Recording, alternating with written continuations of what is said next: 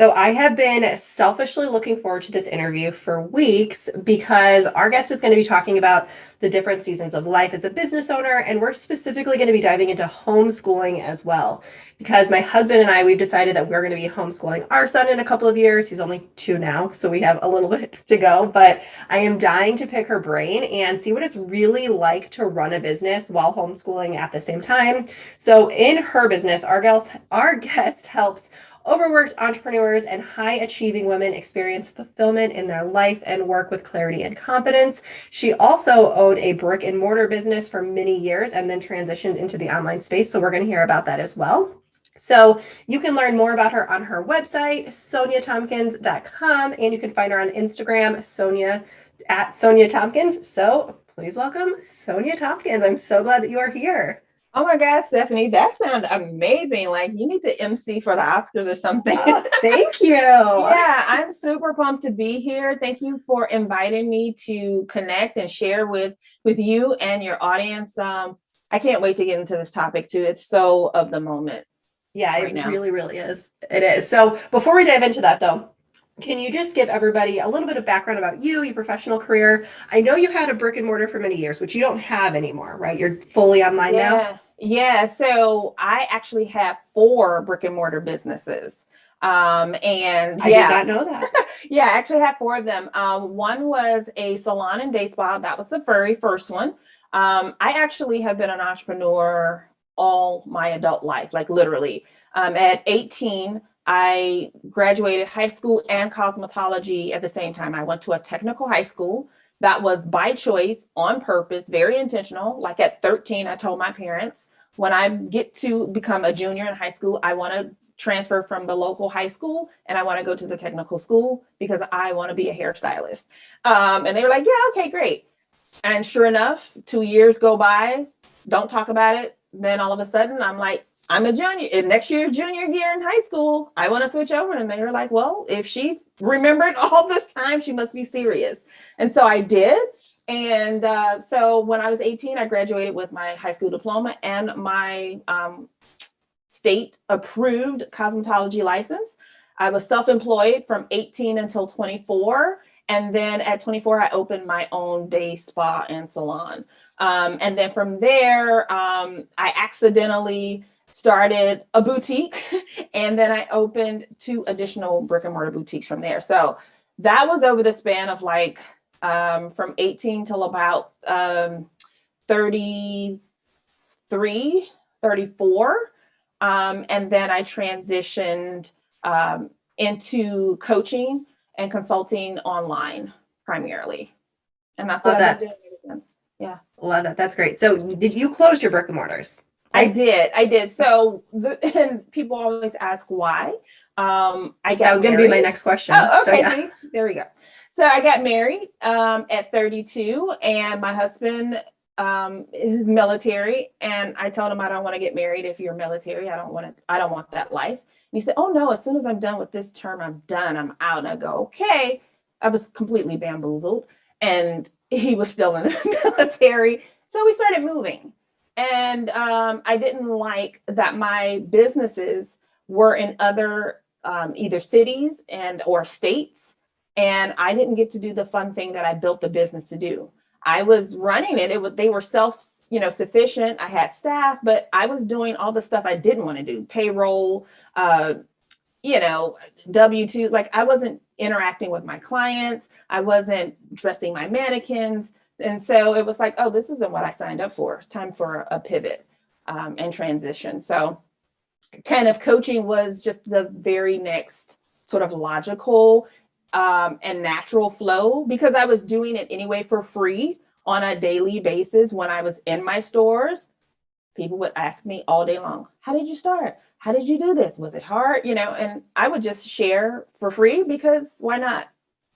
So once we closed down, I said, okay, I can do this and make this my main focus. Yeah, that makes a lot of sense. So I know you have a program that teaches brick and mortar business owners how to run their businesses, how to scale them, I'm sure. So is that the main audience that you focus on coaching when you do coach people? So yeah, so for the last I guess for the first 6 years, primarily, that is exactly who I was speaking to. And that was my entire online service-based business, was coaching product-based boutique owners or brick and mortar owners. But what I found, became really, really clear, like in the last three or so years, was that was just kind of, that was what people were coming to me for. But when they were leaving my coaching programs or working with me, they had experienced so much more. And I found that, oh my God, this is what I've been doing the whole time in coaching and running my brick and mortar businesses. I was always empowering women. I was always championing them to feel their best, to do things they wouldn't normally do, whether it was try this hair color or try these earrings, or sure, you can wear that outfit. Why can't you? Let me show you how you can do that. And so that when I realized that, and just hearing the results and testimonials from my product-based entrepreneur clients, I was like, yeah, this feels really good. Yeah, no, that makes complete sense. I'm so glad that you found a group of people that you truly connect with and we're getting those incredible transformations. So that's amazing. So now I want to pivot over to our topic a little bit more, which kind of ties into your background as well. So I know you've been homeschooling your son for many years, but were you homeschooling while you had your brick and mortar or solely when you were online? So at the time when I had my brick and mortar, so when we got pregnant, I had my stores. I actually had two stores. One was in the state I was living in. The other one was in a state I was not living in. And I ran that one with him up until he was about 2 years old. And the funny thing was that this space was like 2,500 square feet. So it was a nice size retail space, right? And by the time my son was like a year and a half, it was not big enough for him. So the whole idea where people would say, oh my God, that's so cool, you get to take your baby to work with you and all of that, that was hard for me. Just my personality. It's been a big transition, just sharing my life with a small person. My gosh, I So can yeah, completely relate to that. Yeah. yeah, I am not the person who just loves children. I just want kids around me all day long. That's just not my personality. That doesn't mean I don't love my son, but it's just a really different perspective that doesn't get shared a lot. But yeah, in the beginning, I did have my brick and mortar when he was young, when he was an infant, up into he was about 2. Okay. Yeah, that helps to like set the scene for where kind of your journey and your story, but I can completely relate to what you were just talking about. I don't love children either. I love my son more than anything in the world, but I love my nieces and nephews, but that's kind of where it ends. I'm kind of Yeah, I, like I will do anything for, for him. I would never, and I don't mistreat children. But the funny thing is, I come from a family of a lot of educators, and they all hate, most of my friends or families that are educators say they hate dealing with like teenagers. That's kind of my crowd. I like the sarcastic age because I can go right back there with them. It's like the 1 to 5 year olds where I'm going to feel bad if I tell you to shut your mouth, because I would never say that. But internally, oh my God, the ticker tape that plays across my forehead with young children, it's horrendous. I don't say them out loud, but I'm feeling that way. I'm laughing so hard right now because like I can totally relate to that. Yeah. Like we would never hurt a child, obviously. Obviously that would never happen. But yeah, I like to have a conversation when the words that are coming back to me are, one, I understand them, and two, it's not no every other word. So yeah, I could totally relate to that. Yeah, well, I was born 40, Stephanie, like seriously. Like even as a young child, I was an old lady. So now as an adult and having my son when I was 35, like I literally just, it's like I don't play You know what I used to play when I was a kid? I played beauty shop and store and teacher. Guess what Sonja turned out to be in life?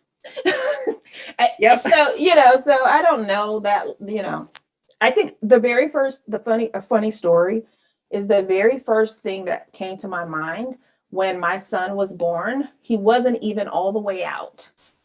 He literally still had his abdomen and legs. Okay. And this little boy was yodeling so loud that my very first thought when my baby's head popped out was, oh my God, why is he so loud? I know, Oh my right? gosh, I'm dying. So not Parents Inc.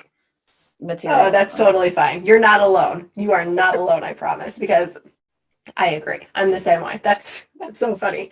And I'm sure there's a lot of other people laughing right now as well as they're listening to this. So, okay, so now I want to talk a little bit about this transition to homeschooling. So was your son in like a quote unquote traditional school first and then he moved to homeschooling, or how did that all play out? Yeah, great question. So the interesting thing is there's like half of me that's super traditional in a lot of ways. And then there's another part of me that's like very unconventional, like not in the box at all. And so going into it, my husband and I had discussions, especially being, Black people in America. I mean, we just have an experience that is of our own. And we always talked about, even before we had children, that, you read statistics or you have experiences of your own where it's like, oh, black boys are more likely to have, or be diagnosed with ADHD versus other, children in different ethnicities or race groups. Why is that? They're considered more aggressive. My husband, being a Black man, has his own experiences. And so just in males in general, I for some reason, maybe we just knew, but we didn't really have this conversation around what if we have a girl one day. We just always seem to talk about like the male perspective in terms of like children. And so I knew, and also given just the personality of my husband, who is very like hands-on, moving, always moving. My husband is super physical. He's like that stereotypical kind of like male image, if you will. Like, I cut tree, I bring wood, he's that guy. And so when we did plan to have a baby and we had a son, I never really wanted him to be a part of a traditional school setting. Now, I didn't know that I was going to be homeschooling because I don't do kids that way, in case you didn't get the memo. But I just knew it wasn't going to be traditional public school.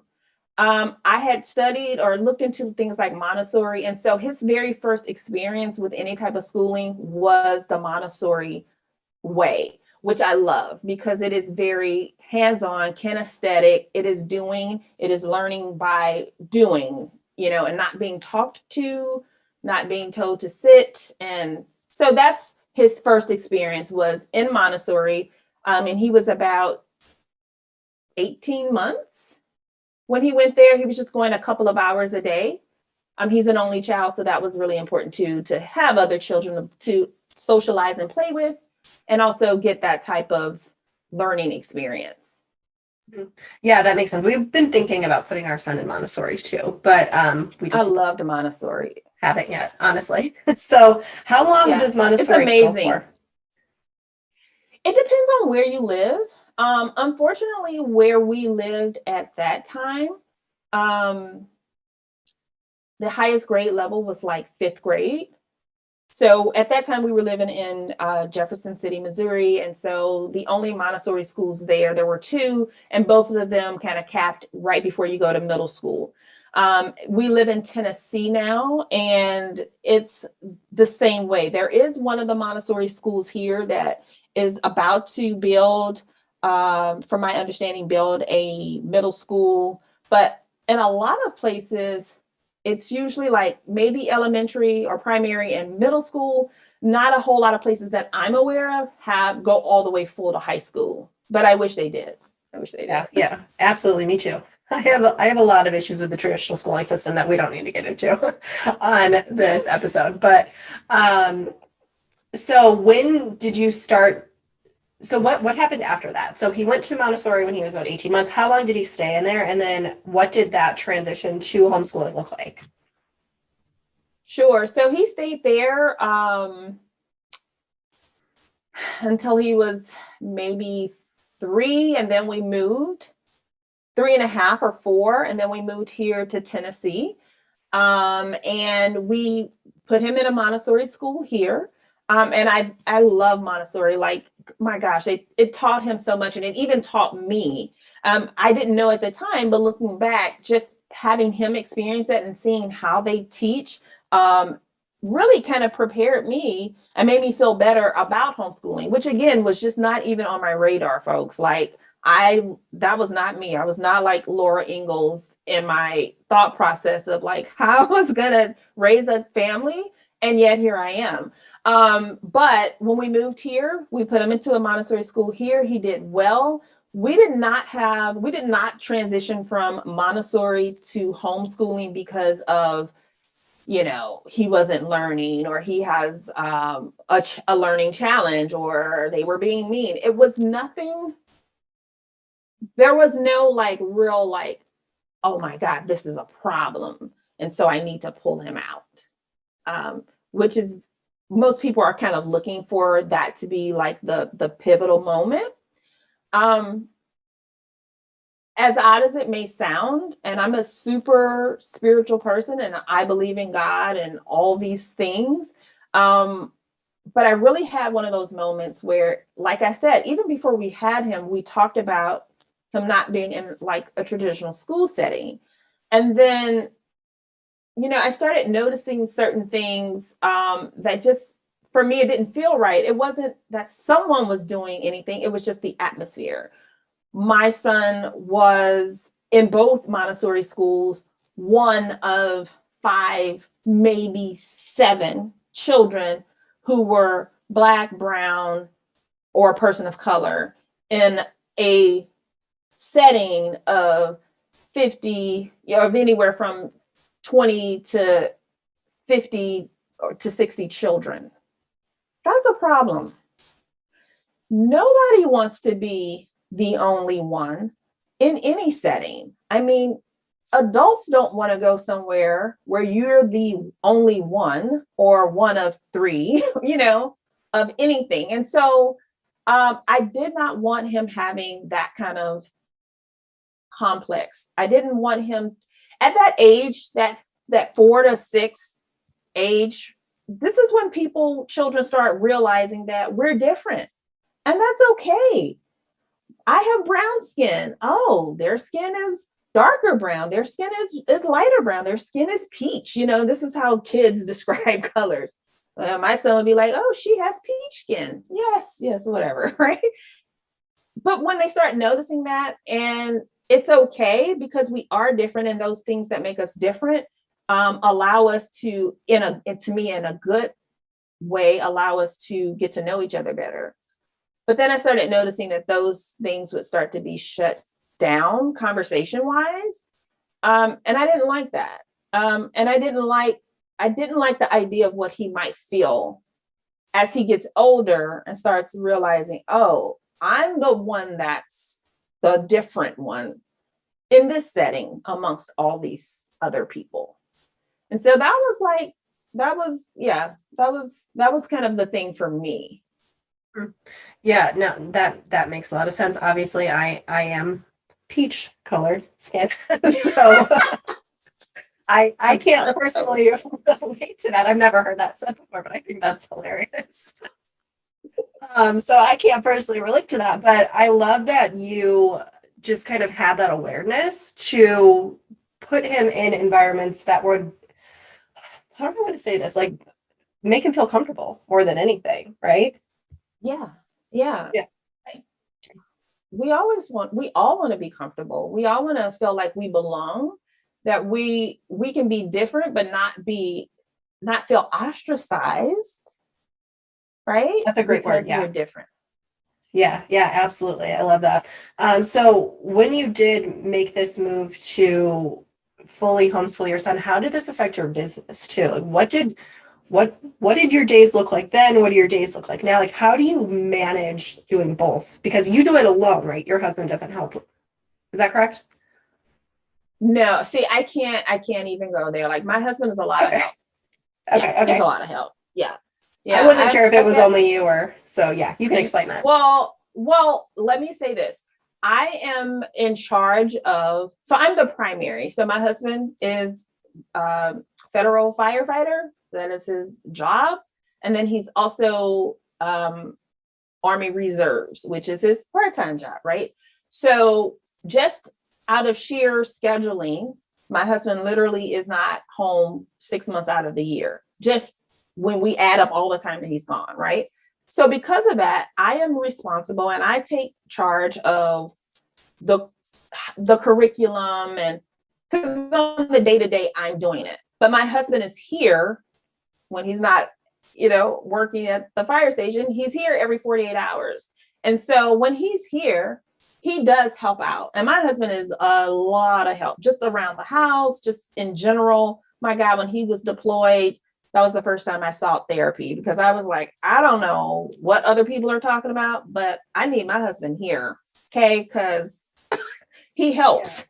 No, I get that. My husband, this is just a total side story, but my Yeah. husband he went on a trip for 4 days and he was gone. And I was going insane for 4 days. I was like, he is such a massive help. I don't know how people do this alone all the time. It's Yeah. crazy.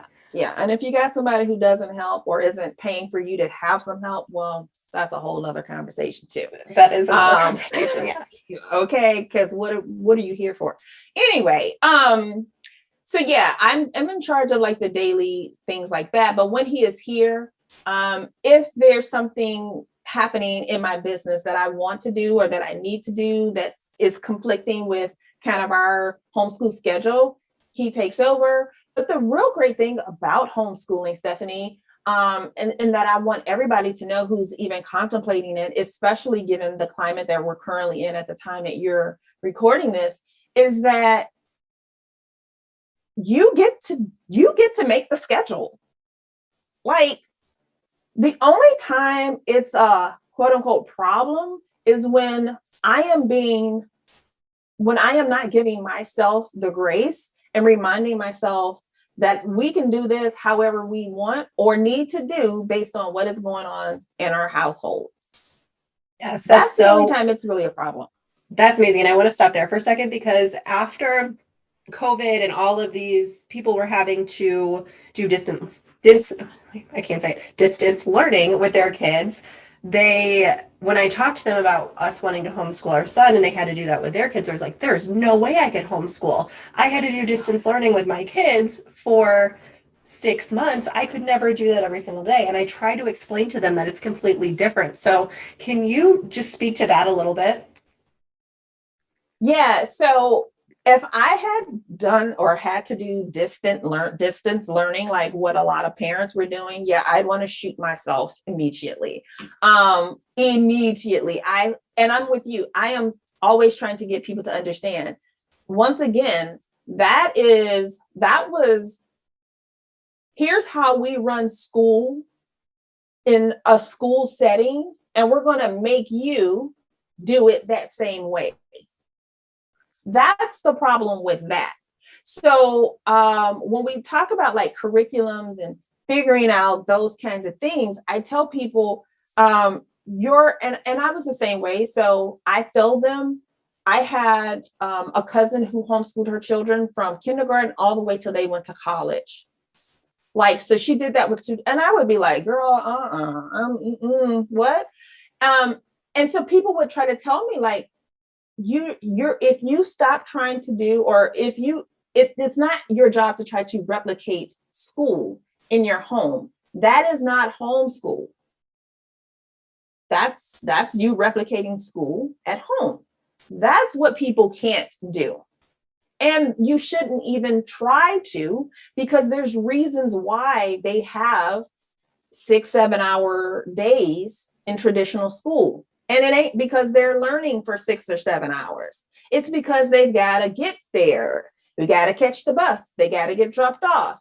Some children need to eat at school. Okay, we've got to take attendance.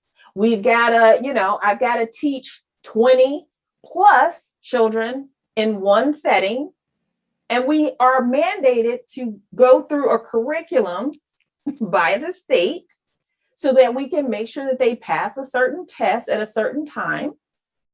We have to make sure we have butts and seats because that's how we get funded federally. So there are reasons why the school day in traditional schooling is how it is, right? There's a reason why children need to walk in line. We need order. I'm dealing with 20 kids. I need you to stop talking. I need you to stand in a straight line.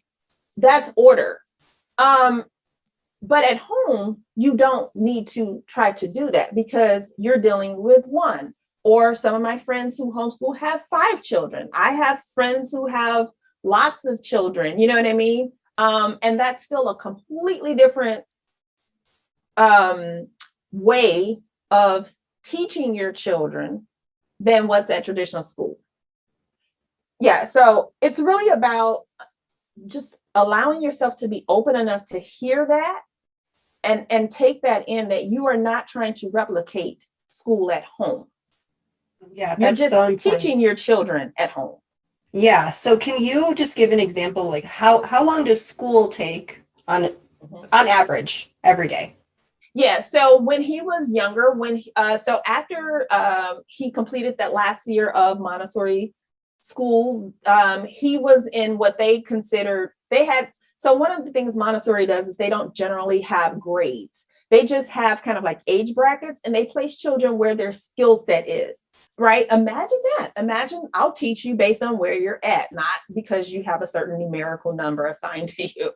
And so his teacher was really helpful. She said, this is, just continue where we left off.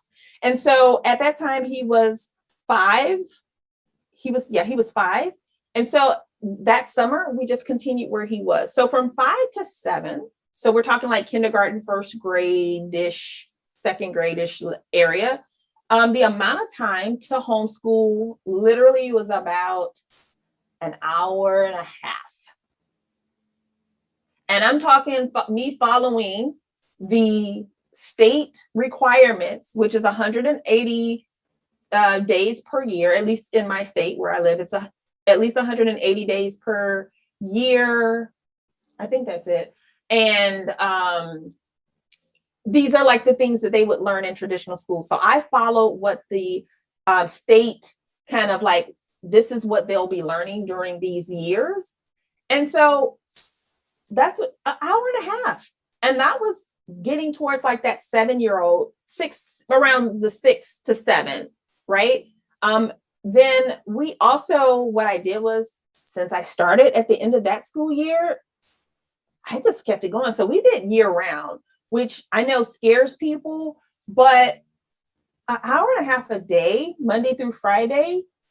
And then they don't even notice. And it also kept me from having to deal with like what most people deal with, which is getting kids on a routine, taking them off the routine in the summer. Oh, we got to get them back on the routine. Like, I personally can't deal with that.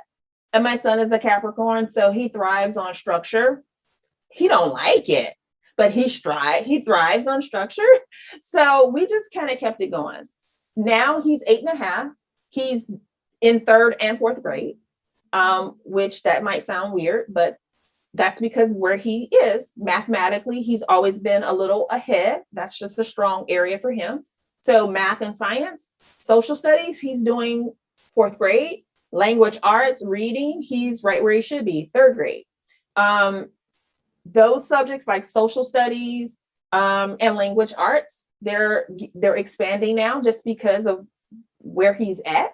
And so now we're at about a strong maybe 2 hours, 20 minutes in totality of school time. But then guess what? The beauty of homeschooling is they also learn other things like critical thinking. Children are learning from us anyway, all the time.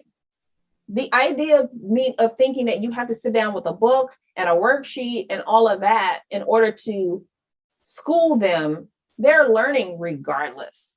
it's just now you're being intentional about what they're learning. I have so many things that I want to talk about here. So the first, since you just mentioned the intentionality, I fully agree with that. Like I said, my son's only, well, he's about 2.5 now. And the things that he learns every single day blows my mind, even at that age. He's learning more than he would. I mean, it just blows my mind anyway. But the second thing I wanted to just comment on was the routine. I love that you went year round because we are also very routinized people in our household. And I could not imagine having to do like summer break and then trying to get back into the routine of things. Like his nap times are even routinized. Like he goes down for a nap every day, 12:30. And like that's it. And we've been doing that since he was born. So I'm really glad that you mentioned that as well. Yeah. So the thing though with routines is, I mean, and I'm not a child expert by any stretch of the imagination, but that'll change too. Sorry, Steph. I know. But it I'm gets, not looking forward to it, but but you can also create a new routine that fits what is happening, right? And what you guys need to happen. I personally am not the most organized person. And that's why we have a routine, or that's why I make sure that we stick with a routine, because I'm not the most organized. I'm very like, not spontaneous, but I'm very in my head. Like I know what I'm planning on doing that day. But I spent 32 years being on my own. You know, I didn't have to answer or conversate or share what I'm doing with a, I had boyfriends, but you don't matter. I mean, who are you?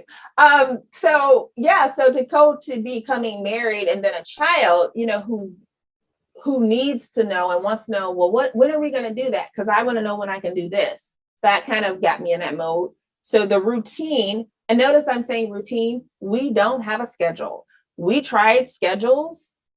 No, that didn't work. The whole like from 7 to 8, that's our morning, and then we're going to do this. And then from 8 to 8:30, we're going to have coloring time. And that didn't work for me. So we have a routine where he knows and we know that between, like, I know I'm not starting to work. My work day in my business does not start until 12:30. If I get to it earlier, if the day flows and I can get to it earlier, great. But my team knows, Sonja, don't even expect to hear from me until 12:30. And I only work between 12:30 and about 4:30, which is really hard for me because I love what I do.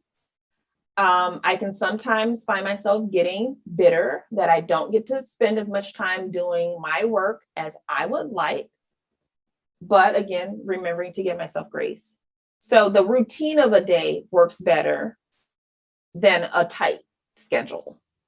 Yeah, I'm glad that you explained the difference between those two. And I was also just laughing when you were talking about how you get bitter when you don't get to work all the time, because I'm the same way. If my son wakes up early from his nap, I'm like, why didn't you sleep longer? I'm trying to work. I'm right there with something.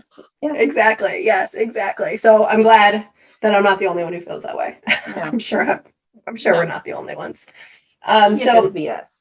Yeah, no, not at all. Not at all. So how has your focus shifted since you started giving a lot of your time to him? Like, are there specific tasks that only you focus on in your business? I want to dive into your business just a little bit before we wrap up. No worries. I have realized that there are just, for a lot of reasons, not just because I homeschool and I have a family, but also just generally understanding how to scale in your business. I don't need to be doing all the things, and I don't even enjoy doing all the things, so probably about a year ago, I really got serious about, it's interesting with the brick and mortar businesses, I guess because it was very tangible and physical, I knew I needed staff. You know what I mean? I had a physical location. We knew we had certain things we need to do. I knew I wasn't going to be in that store physically every day, every moment of every day. So it's like almost natural to understand you're going to need to hire employees of some sort. Coming into the online space, it's just like, oh, I have my computer and I can do it however I want. And I think, at least for me, I didn't feel it was as important to have a staff in the first 5 years. First 4 years, I did not. And then around year 4, I started working with a VA who has been with me now for 3 years and is now my online business, operations manager. And then we hired a couple other people. So I primarily do the things that they cannot do. They cannot show up and coach for me. I know some people have, assistant coaches and things like that. But when I'm working with my clients who want to work with me one-on-one for life coaching and just holistic, coaching, they're there for me. And so I don't source or delegate that out, but I don't need to, come up with the Canva graphic to put on Instagram. Yeah, no. No, I totally resonate with that. We're all about scaling and outsourcing in this world over here, so I can completely relate to that. Love that so much. And I think that's really helpful for people too who are thinking like, how can I manage all of this? Like, how can I manage homeschooling? How can I manage running my business? And I think, correct me if I'm wrong, your big tip is to delegate, to get help, right? Yeah, to get help, but also design your business around the life that you want. That one is really huge. Like sometimes we can create a vision for a type of business and not even really be fully aware that that's not even really our vision. It's maybe just what we were impressed with. Maybe someone else did it. We admired that looked great. And nothing's wrong with it. But then you have to really get clear. Is that really what I want? Like, I don't want to manage a staff of 8 people, 10 people. I don't want that. That's not what I came into this for. And so on a business end, but also in my life, I have been self-employed because I enjoy having the freedom to do things that I want to do. I have the freedom to choose to homeschool because I did not have a situation where somebody said, well, you have to be in this space for X amount of time. So then why at some point I started seeing that I was making myself a disgruntled employee in my own business. And I talk about that a lot, like on my blog, you will turn yourself into your most disgruntled employee by not building your business around what you really want for your life. Your life should not come second to what's happening in your business. It's the other way around. So I'm fully aware now, and I'm okay with, I'm going to work 15, I'm going to work 20, maybe 30 hours a week. That's what I get right now. Make the most of it. Because guess what? I do want to, he's homeschooled, but guess what? With our schedule and my husband's schedule, we can go to Disney World on a random Tuesday through Friday in September or in October when everybody else is at work and at school, because we can do that. But we can't do that if I'm like, oh, well, I'm just going to work as much as I can, because I can. Well, then I'm not experiencing the life that I designed the business for. And that's why we are entrepreneurs in the first place, to actually have that life that we want, not to be working all the time. We can go work at a traditional job if we want to work all the time. There's plenty of people that will hire you to do that. Yeah. And not have all the responsibility. Exactly. Yes. That's another big one. That's another really big one. So this has been such a great conversation, and I'm sure it's going to help a ton of people out. But I know do you have something you want to share with the audience? Well, first of all, thank you for having me, Stephanie. Like, this was really fun. I love diving into just, the real stuff, like stuff that's happening behind the business, right? Exactly. So I really appreciate it because it gives me a place where I can flex this and just, really share the things that, like I said, they aren't, showcased in Parents Inc. and all those other kind of like, oh, this is 10 ways to be the best parent, blah, blah, blah. But yeah, I'm doing none of these. What you said, like compost, like I love the concept. I'll let you know when I get to it. AKA it's never happened. Yeah. But yeah, I do have something for your guests as well. If any of your guests or audience members really connected like with this topic, I would love to go a little bit deeper with them. I have a free mini masterclass where I deep dive a little bit more about how to actually design your business around your life so that you can do all these things, whether it's homeschooling or, you want to trek the world or whatever. Make sure you build that business around your life and not feel bad about it. Like, give yourself a lot of grace. So for those who are interested, they can grab that free mini masterclass over at sonjathompkins.com/BTB for, behind their business. Love that. Thank you so much. I'm sure that people will go and grab that because, again, it's so crucial to make sure, especially if you're in the beginning stages of business, start right now with building it towards the life that you want. You don't want to build this massive business up and then have to burn it down and start over again. So that is so helpful. So thank you for sharing that. And if they want to connect with you, where's the best place to find you? Is it Instagram or somewhere else? Yeah, so I'm everywhere at Sonja Thompkins. Sonja, by the way, is spelled with a J, not a Y, because I get that a lot. But Sonja Thompkins, Facebook, Instagram, even YouTube. So yeah, you can always find me any of those places. Amazing. Thank you so much for sharing this, and go connect with Sonja. Go tell her hi. And thank you again for being here. Thank you, Stephanie. This is so awesome.